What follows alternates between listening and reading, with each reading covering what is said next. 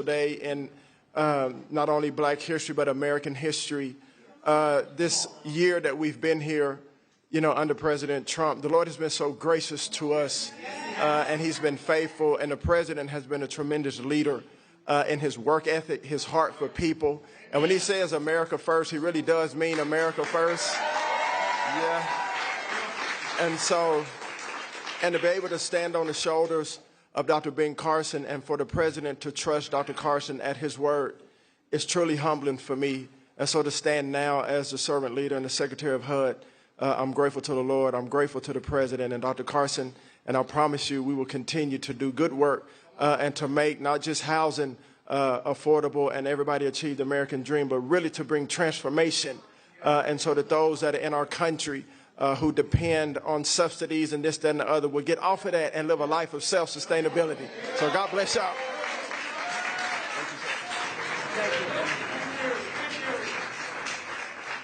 Thank you. And Ben mentioned opportunity zones. We did that. And I want to thank Tim Scott because he really, it was his baby. That was his baby.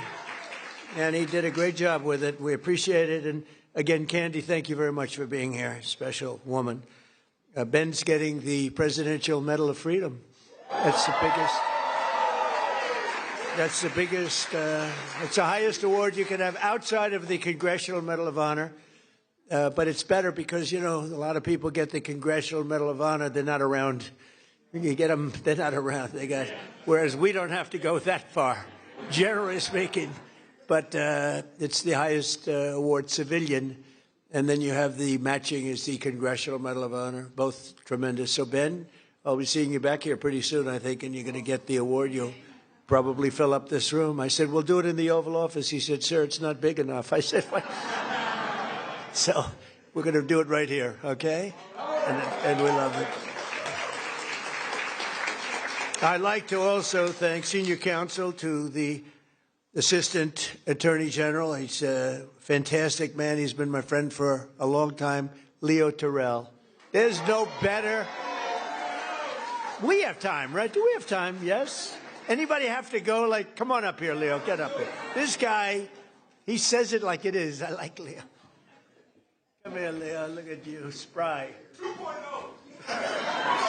Leo 2.0. Let me just thank you very much, Mr. President. First of all, we are living under the administration of the greatest president in our lifetime.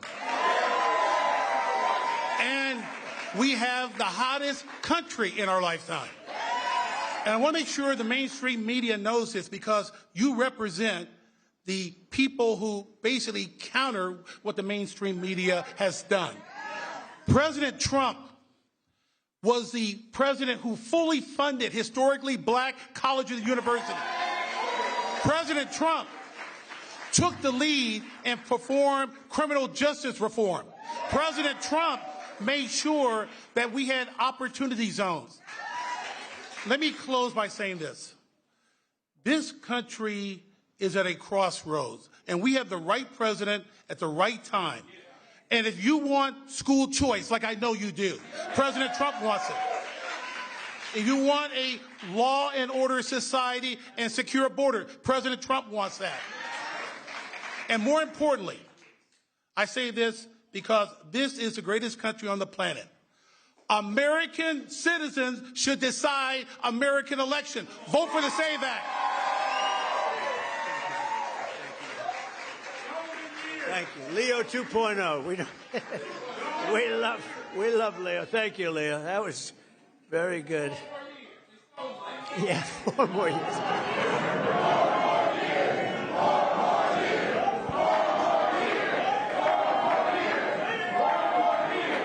Anyway, so he's a special guy. I watched him on Sean Hannity a long time ago.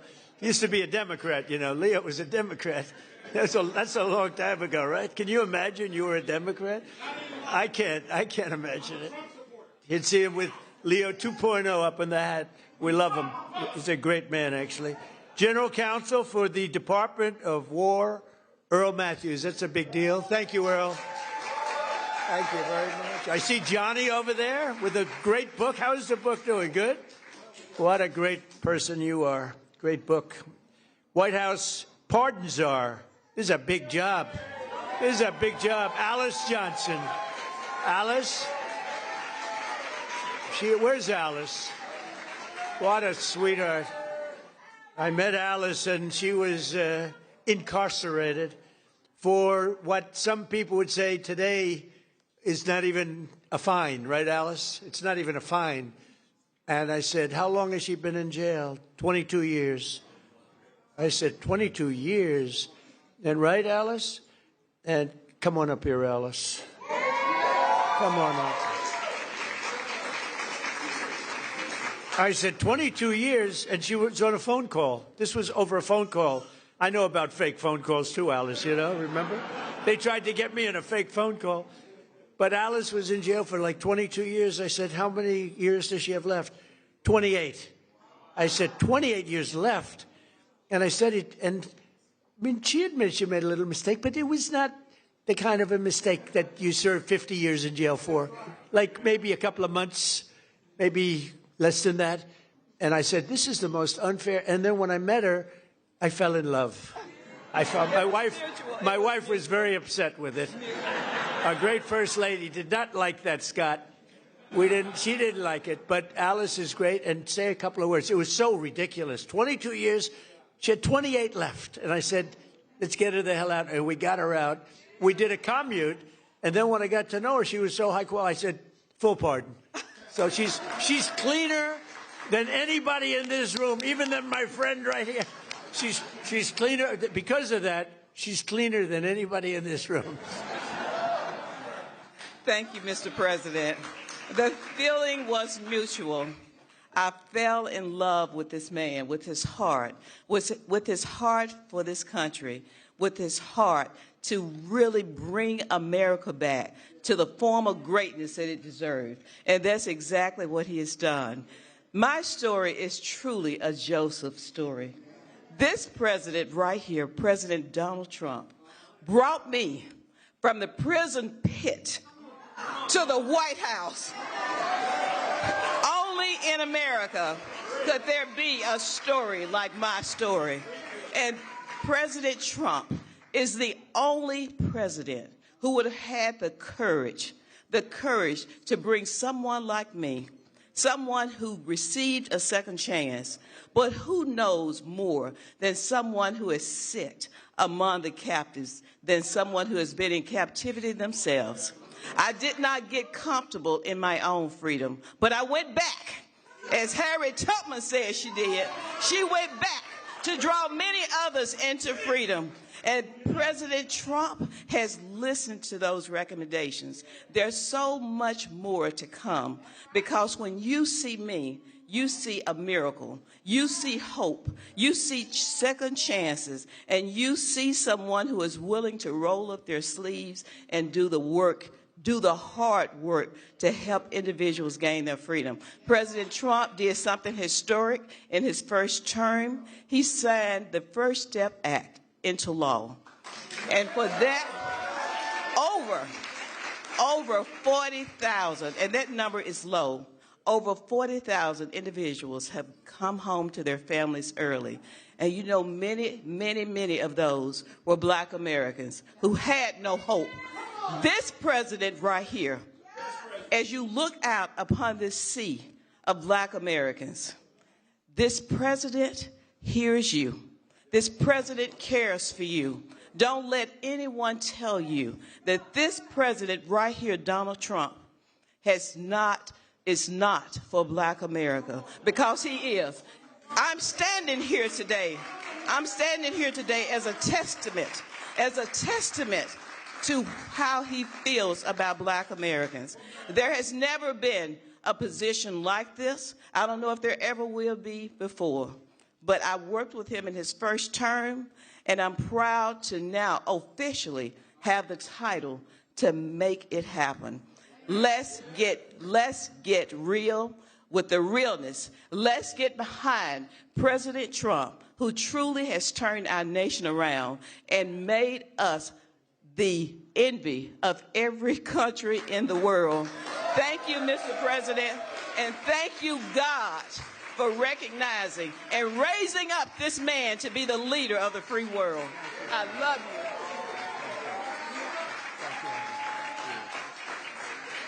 She's a great woman. You know, when I was looking for a pardon person, like a pardon czar, they gave me somebody from Harvard, somebody from Yale, somebody from Princeton, somebody from Penn, somebody from Stanford. And I said, do you know anything about it? Well, we can learn. You know, they can learn. And when I met Alice, I said, she's better than these people. And she's done a fantastic job. You know, I said to Alice, I said, so I'm looking for people like you to let out. How many people are there like you? She said, many. I said, many? In jail. Think of it. 22 years she was in jail, and she had 28 years to go on a phone call. You admit you did a little something wrong, right? But it was like, okay. It wasn't 50 years. Even if you said 6 months. Today it would be probably nothing. But even if you said some little time. But I said, I'm looking for other people like you. How many are there? Many. Then I was worried, because I said, well, maybe she's going to say everybody should be let out. We're not a believer in that. I said, so Alice, are there people that shouldn't be? You met a lot of people, right? Are there people that shouldn't be let out? Absolutely. Then I felt better, because there are some bad ones in there too, right? But you are fantastic, and you've been great and so respected all over the country, all over the world, in a sense. You've become a very big story. Thank you very much, Alice. I appreciate it. And we have Lynn Patton. Lynn, thank you. You've been such a help. And Kelly Mitchell, thank you, Kelly. Thank you. Where's Kelly? Thank you, Kelly. And we have Dr. Alveda King. Thank you, darling. Thank you. You've been with me from day one, right? From day one, she's been there. She's been fighting for me, and I fight for her. I don't have to do too much fighting for her. She takes care of herself. Thank you. Thank you. We can say Merry Christmas is right. Thank you. Thank you for all that support for years, right? Even before Alice, a long time, years before Alice, right? Thank you, darling. Corinne Rankin, thank you very much. Thank you very much. Thank you, Corinne. And Deontay Johnson, thank you. And a man who's been with me for a long time, and he's never asked me for a thing. Bruce, thank you very much. Bruce Lavelle, thank you very much. I wasn't sure if they had your name down here, Bruce. I was going to mention you anyway, okay? But they had your name. They did a job, finally. They always leave a lot of names out, and that bothers me. Like I see Scott Bessent, his name was left out. First time ever. Look at Scott. I'm looking for his name. I'm looking for his name. I said, I better. He's the greatest Treasury Secretary we've ever had. I think how's the economy doing, Scott? Good? The best. It's really, people are going to see, and watch the State of the Union. We're going to be talking about the economy. We inherited a mess, and now we have prices way down. We have energy way down. Gasoline is now breaking $2 a gallon in many places, and it's been actually amazing. But Scott's fantastic. I don't want to forget to mention him. I'd be in big trouble. All of a sudden, the economy would turn bad on us. I'd say, what happened? It was Scott. Thank you, Scott. And Secretary Lori Chavez DeReamer. Lori, thank you very much. The Secretary of Labor, Assistant Attorney General Harmeet Diller. How are you doing? How are you doing with Harvard? How are you doing with Harvard? You know, Harvard's extremely discriminatory, unfortunately, and it's working good. Harmeet is on their trail, right? Good, good. You keep suing them. The hell with them. I like the historically black colleges and universities, which I saved. Leo 2.0 said it, but which I saved. We saved them. But they had no funding, and every year they come back, and I got to know some of the heads, and every year they come back, and after my third year, first term, I said, you guys keep coming back. Why do you keep coming back? He said, we have to come back every year. For years and years, they had to come back. And one of them said, one of the heads, a great guy, said, they make us feel like beggars. We have to come back. I said, I'm going to get you long-term financing, and I got it for them. And I said, the only I said, the only bad thing, I'll never see you guys again. I haven't seen too many of them. But we took care of the historically black colleges and universities, right? And it was a great thing to do. And so many others are in the audience that are just friends of mine. I look at them, so many. But if I introduce all of you, we're going to be here a long time, and that's unacceptable. Not only are we celebrating the century of Black History Month, also, as you know, this year we'll also be celebrating the 250th anniversary of our nation's founding. And the good thing, when they cheated on the election, they made me wait 4 years, and because I waited 4 years, I get the 250th year. I get the Olympics, which I was the one that got it, and I get the World Cup.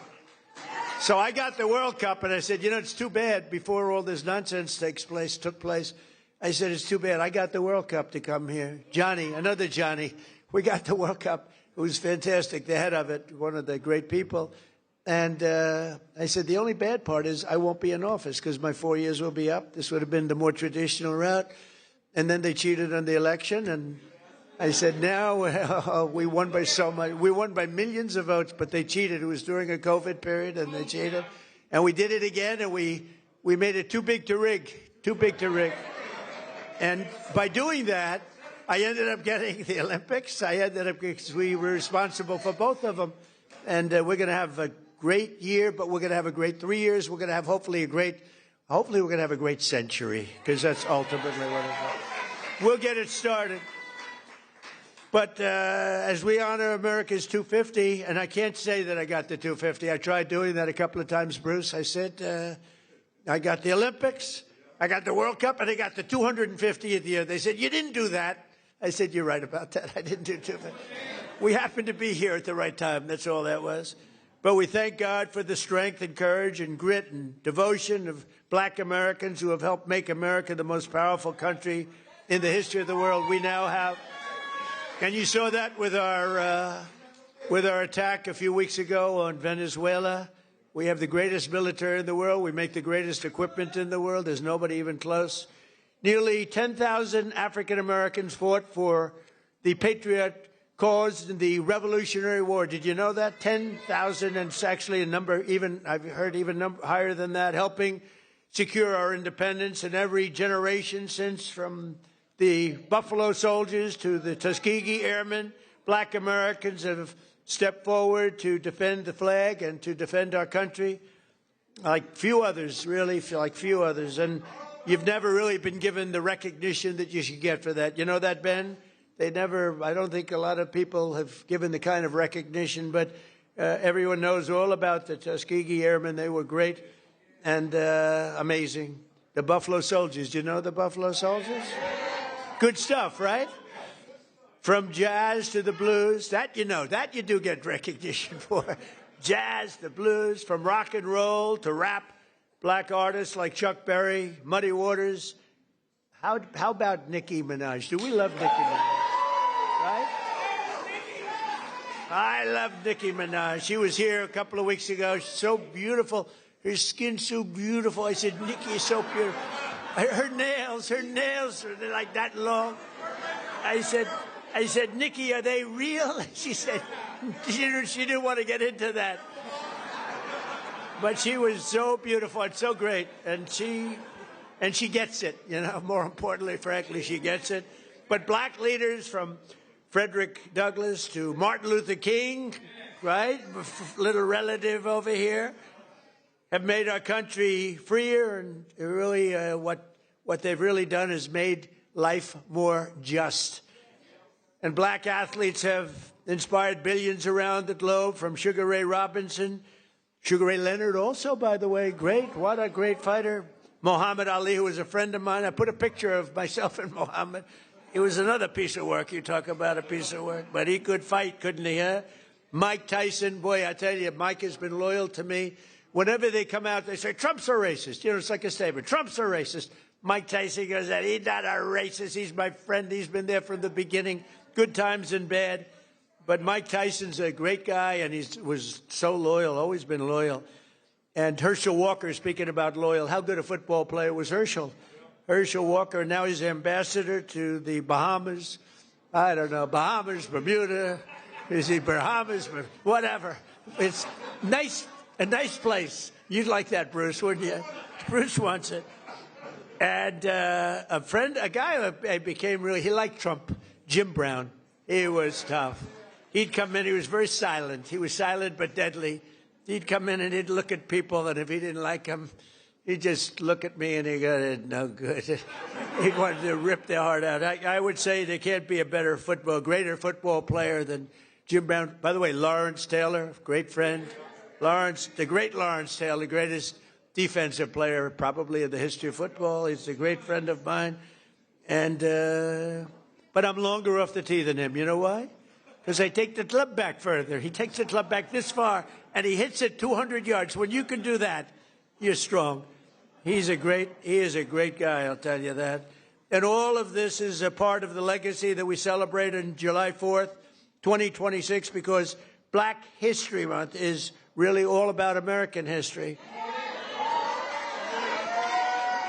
And this is a big year. This is a big year for you. During my first term, I was honored to deliver unprecedented victories for Black Americans and all Americans, frankly. But Black Americans, I single-handedly secured record long-term funding for. I told you, the historically Black colleges and universities. I created nearly 9,000 opportunity zones with our great secretary. And also, I think we have to do, and as I said before, Tim Scott really, he came to me with that idea, and we put it into use, right, Scott? And I signed historic criminal justice reform into law. We got criminal justice reform. Just so you know, for 30 years, you, more than any other group of people, has been trying to get criminal justice reform, and they couldn't do it. And a group of people came to my office, and they asked me to do it. They couldn't get it. They needed 5 conservative votes in the Senate, and conservative was 5 conservative white votes in the Senate. And of the 5, all 5 of them were totally against, and I called them up, and they were great. They were great. And one of them was Senator John Kennedy, to be honest with you. He was not in favor of it, and I spoke to him, and he was 100%. He's a great senator, a great guy, and you know that he was a tremendous help. So we got criminal justice reform done and approved, and nobody thought it could be done. And it's no wonder that in 2024 we won more African-American votes than any Republican presidential candidate in history. And just over 1 year ago, we had a dead country. We were a dead country. Scott just said it. We were dead as a doornail. We had an idiot as a president. We had a man that was not a president. Number one, he didn't win the election. He was not a president. Yeah, right. He was a real beauty, wasn't he? He allowed 25 million people into our country. Many of them should not have been here. And we've done. Now we have, by the way, we went from the worst border in history to the best, by far, the best border in history. But I had the support of many people, Bruce. I had the support of many people in this room, and we've got right now the hottest country anywhere in the world. King of Saudi Arabia told me that. He said, you were a dead country a year and a half ago. Now you're the hottest country. We're the hottest country right now anywhere in the world. And you're a big part of it. And you're a big beneficiary. I tell you what, take a look at your 401ks. Has anybody got a 401k that's lower than it was? Better put your hand down. Lower than it was a year ago? They're double. I mean, they are through the roof. The stock market has hit 53 all-time record highs since the election. And earlier this month, the Dow Jones Industrial Average rose above 50,000 for the first time ever. Right, Scott? First time ever. And also, you know, they don't talk about this. The S&P broke 7,000. So when I got elected, they said for the S&P to break 7,000 within 4 years would be a great achievement for the president. And for the Dow Jones to break 50,000 would be a great thing, but it's not possible. They were talking about in 4 years. Scott, they said in 4 years it would not be possible to break 50,000 or 7,000 under these two very important, call them a metrics. And you know what happened? We broke it before the end of my first year. So, right? So we did something. So they said we couldn't do it in 4 years. We did it in 1 year. More Americans are working today than at any time in American history. So we have more Americans right now working than at any time. And, you know, when I say this stuff, I get the fake news back there, a lot of it. Thank you. I agree. Sometimes we have to be very careful because they actually go, and it's not pretty, Leo. We have to get Leo and the DOJ involved. But think of that, Leo, think of that. More Americans are working today than any time in history. And since I took office, African-American employment has increased by 182,000, the highest ever. Jobs. 182,000. Nearly 500,000 black Americans have rejoined the labor force since we took office. 500,000 wages for workers have increased $1,000, $2,000, even $3,000, and even sometimes, in some cases, $5,000 a year. That's faster than inflation. So wages have gone up at a much faster clip than inflation.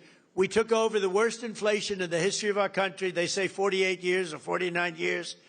I said that, you know, I said inflation under Biden has went up more than at any time in the history of our country. They said, he's not right about that. It's 49 years. I said, all right, I'll accept that too. Actually, I think it sounds worse, Harmeet. I think for some reason, because when you say the worst ever, but when you say the worst in 49 years, I'll take that, right? The fake news got me on that one. I think I was right, by the way, but I'll accept 48 or 49 years. But for the first time in many years, 100% of all net job creation is going to American-born citizens. Think of that, 100%. And in the last administration, it was going mostly to illegal aliens that came in, many of them murderers and others. Last summer, we passed the largest working-class tax cuts in the history of our country. That includes no tax on tips, no tax on overtime, no tax on Social Security for our great seniors. And you're going to see that. You know, it just kicked in on January 1st. You're going to see tremendous results, and they're already seeing it. And I think we're going to have GDPs. We're going to have numbers that nobody's ever seen before, Scott. Joining us this afternoon, and really somebody that is fantastic, Annetta Bradford. In 2019, Annetta and her husband opened an incredibly successful coffee shop in Arkansas named Hebrews 11:1. That's an interesting name. No one thinks that the no tax on tips matters. Well, it does matter, and it mattered a lot to Annetta. And she was able to grow her business just in a short period of time and hired more employees. And she's making a fortune. I'd like you to give some of the people in that room some of that money, Annetta. You should make it a lot. Annetta, come in. Arnetta, come. Where are you? Arnetta, come on up here, Arnetta. Come on up. Hi, darling. Please, let me move that down. I can't do anything first but say to God be the glory. Amen. I have no business being here other than him having me here. And so, yeah, I'm not going to do it. I'm not going to preach. I'm going to settle myself. Thank you so much for inviting me and having me here. It's such an honor to be here today. Hebrews 11:1. People ask me all the time, why did I even open a business? Why did I even call it Hebrews 11:1? Hebrews 11:1 is my very favorite scripture. Now faith is the substance of things hoped for and the evidence of things not seen. That scripture has walked with me, it had grown me from a little girl on up. Not having no longer my mother here, no longer having my father here. My husband not having his mother and his father here. We opened Hebrews 11:1 with no funding, no money, no big family investors, no business loans, didn't have great credit. It was us and faith in God. That was 7 years ago. But I ran that business with just myself and one employee. Then here comes no tax on tips. I was able to hire 7 more employees just by what you did. Not only that, I was able to open a second location on our college campus. Things are just going off simply because having now faith. And so I love the fact of that scripture. Now, I say all of that as to, I'm trying to stick to my little written down thing that I wrote. I don't know how to do that so well. But as a small business owner, I understand how critical support is. I understand that you have to have the right people that make the right policies for us as small business owners. So no tax on tips has been an extreme blessing for me and my business. Not just mine, but I know so many people across the country. I know a lot of us don't want to talk about the good part of it. We only want to share the negative, but I'm here today to tell you you've done a great thing. Thank you for just loving on us and showing us that even in small town Hope, Arkansas, and I have got to say this, I have the best governor in the world. I don't only just call Sarah my friend, I call her my sister. And so that's why I am here today to just tell you that No Tax on Tips has been an amazing blessing for me. President Trump has been an amazing blessing for me. And at the end of the day, Jesus has been an amazing blessing for me. I love you guys, and thank you so much, because I am a youth pastor, but I will not preach on today. I love y'all. Thank you so much. Thank you. Good job, huh? So thank you very much, Arnetta. And we can't provide opportunity for the next generation if we do not also have a thing called law and order. We need law and order. You know, Washington, D.C. is amazing. It was a crime capital. It was a horror show. A year ago, it was really dangerous, and now it's one of the safest cities anywhere in the country. And we're in Memphis, Tennessee now, where it's like a different world. In 4 months, we've made it safe. We're in Louisiana, as you know, or lots of other places, and we have the lowest crime numbers that we've had in many years. We have the lowest murder numbers in 125 years, since 1900. And that's despite the fact that a lot of people are here, but those people have been taken out.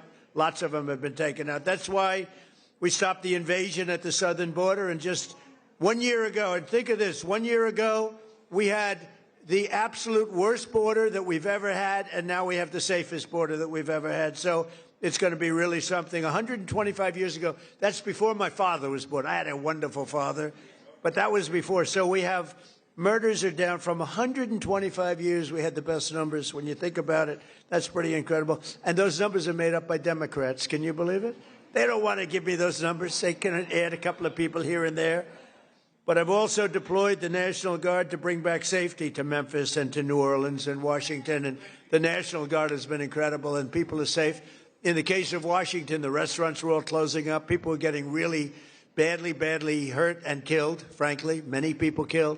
And now you can walk down the street and you have nothing to fear. We have one of the safest cities in the world, and it happened very fast, Bruce. One of those who knows the importance of this mission is Felicia Cook, a lifelong Washingtonian who tragically lost her grandson to violence in 2017. Felicia, we're so sorry, and you are a spectacular person. If you could say a few words, please. Thank you very much. Yes, come on in. Oh, yeah. Oh, help her up. We don't want any mistakes. Come on in. Yes, you can. So nice. I like her. Please. I like him, too. One thing I like about him, he keeps it real, just like Grandma. I appreciate that because I can trust him, because he tells exactly how he feels and what he thinks. Thank God for this president. I am filled, my cup runneth over, because he allowed his constituents, his people, to come to my house to interview me, to talk about the murder of my grandson. It seemed like nobody cared. I'm an advocate for murder. I marched. I rallied. I pulled out other families in the District of Columbia that had murders and did not have answers. Ooh. We marched and we rallied, and nobody heard me, Democrats. Get mad at me. Until this Republican sent his constituents, his people out there to interview me in my home. Have you ever heard of a thing? Then they invited me twice before Congress to testify for the beautiful bill that's going to change crime in the district. If you kill somebody, okay, you take a life, you do life. Just that simple. If you do a harsh crime, you do harsh time. Just that simple. And then we need National Guard, and which we did years ago. He brought it on. I love him. I don't want to hear nothing you got to say about that racist stuff. And don't be looking at me on the news hating on me because I'm standing up for somebody that deserves to be standing up for. Get off the man's back. Let him do his job. He's doing the right thing. Back up off of him. And Grandma said it.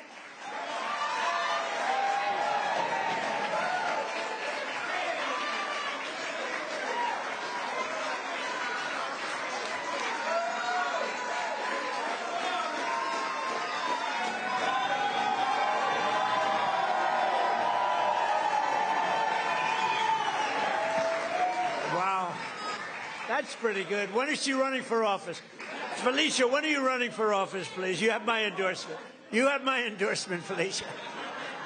Thank you, darling. That's great. What a great, and it's from the heart.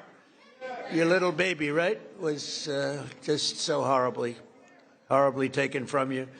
Under the Trump administration, we believe that no community should be abandoned to the scourge of violent crime, and we're saving thousands and thousands of lives in many cities. And frankly, if these radical left lunatic Democrats would come and say, please help us, please, we'd stop crimes all over the place. And we're doing it in a lot of cities. Sometimes we have to force ourselves upon them because they're so bad. And I don't even think they realize what's happening to their cities and their towns. But every town that we go in, every city that we go in, like Washington, Felicia, you feel much safer now, totally safe. You can walk to a restaurant. The restaurants were all closing. Now you can't get a restaurant. And the bad news is you can't get into a restaurant. But it's a great thing to see what's happening in Washington. It's like it's a hot place, and hopefully people will be coming in record numbers. And it's been, well, I know we need a little help. You need help in Atlanta. He just said, you're right, Atlanta, we could take care of Atlanta. I'll tell you what, you ought to get them to call me. We could take care of Atlanta so fast.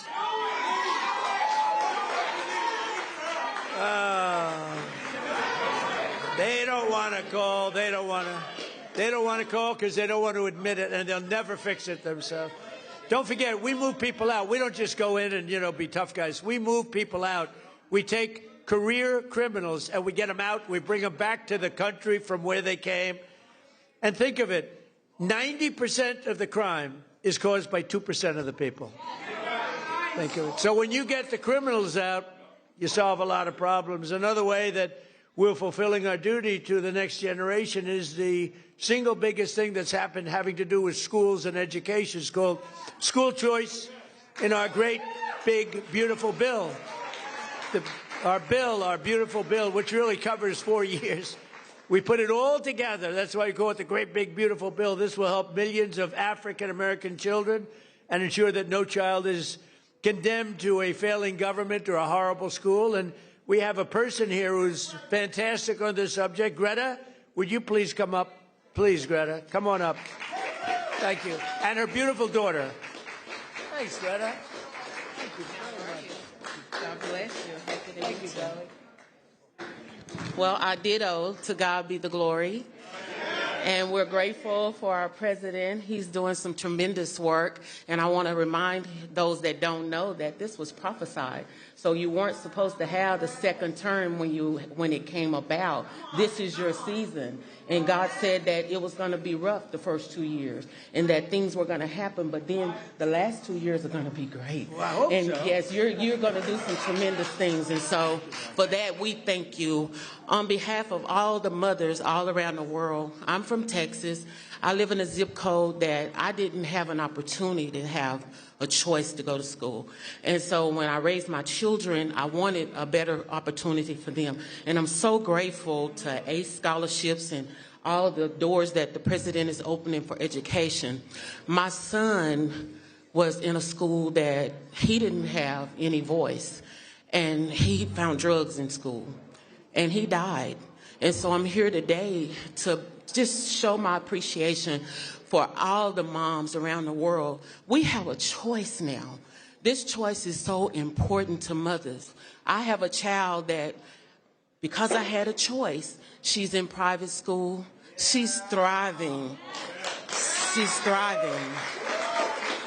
She's going to be an anesthesiology nurse, and she's doing great. And ACE scholarships was a big part of that. Changing education changes everything. Changing education changes everything. In my zip code, it feels like we were locked in a cage, and being locked in a cage and can't get out. And because of all of the things that you're doing for education, now we can get out and soar. Our children can have a chance to be prosperous, just like other children. And I thank you for that. This is a great opportunity. So on behalf of all the mothers all around the world, I stand here and I give you your flowers while you can still get them. Thank you. Thank you. I appreciate you. Give me a hand. Thank you, sweetie. And this is your... Look how beautiful. What a beautiful thing. Thank you. Wow, so nice. Thank you very much. Thanks, Greta. So we're calling it end, and I just want to say this is an honor to be here. We celebrate Black History Month. We honor the memory of those who came before us by continuing their legacy and fighting for an American that's really an America that's safe and strong and prosperous. We now have a country that's bigger, better, greater than ever before. I want to thank all my secretaries and all of the people that came here. Our military leaders are here. We have a lot of people that are here, and I want to thank you all. But this is a very special group of people. So happy Black History Month, happy Black History Year, and happy Black History Century. Thank you all. Thank you, Bruce. Thank you. Thank you very much, everybody.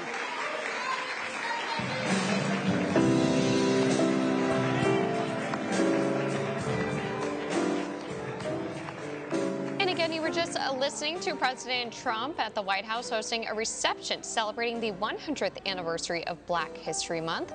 The event honored the contributions of Black Americans and opened with a tribute to the late civil rights leader, Reverend Jesse Jackson.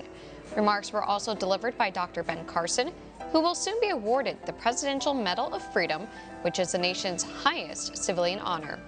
HUD Secretary Scott Turner spoke as well as Leo Terrell, who is a civil rights attorney and talk radio host. The president gave many shout-outs to those in attendance, including Alice Johnson, who is one of Trump's pardon recipients and his pardon czar, who also took the podium crediting President Trump to his many reforms. Well, taking a look at more of today's top stories, New York Attorney General Letitia James says all previously frozen funds for the Gateway Program's Hudson Tunnel project have been released. The Trump administration delivered the remaining $127 million in overdue funds this morning. James says it followed $30 million released on February 17th, and $77 million earlier this week. This comes after a court ordered the Trump administration to release the funds, which had been withheld since October. The Attorney General asserts the freeze was unlawful from the start. Governor Kathy Hochul says construction resumes next week. NIH Director Jay Bhattacharya gets another role in President Trump's health apparatus. That's according to a New York Times report published today, saying Bhattacharya is also being tapped to lead the CDC. He will be replacing Jim O'Neill in the position, who was also ousted as Deputy HHS Secretary.